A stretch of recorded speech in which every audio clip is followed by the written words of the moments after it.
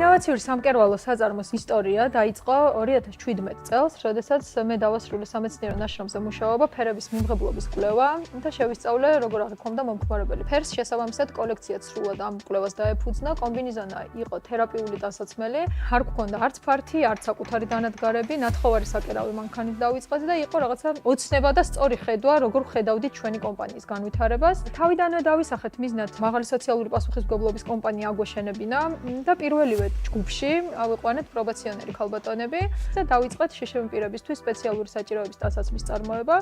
ეს არის ადაპტური ტანსაცმელი, ასე ქვია მიმართულებას, კომბინიზონას ლეიბლის ქვეშ გამოვუშვით. პანდემიის გამო კომპანია დადგა ახალი გამოწვევების წინაშე, ვინაიდან დადგა ახლებური ალიკაპის დრო.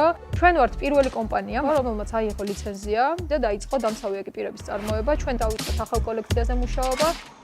ნება ინტერაქტიული ტანსაცმელი, რომელსაც ანალოგი დღესდღეობით არსად არ აქვს. ეს არის ტანსაცმელი, რომელიც თავიდან ბოლომდე ეფუძნება თამაშობანას ფორმატს და დაეხმარება მოზარდებს ისწავლონ დათვლა, გეომეტრიული ფიგურების განსხვავება, შემოვიტანთ ზღაპრის გმირებს, კომიქსებს სამოსში და დავეხმარებით მათ მოტორიკის და მენტალურ განვითარებაში.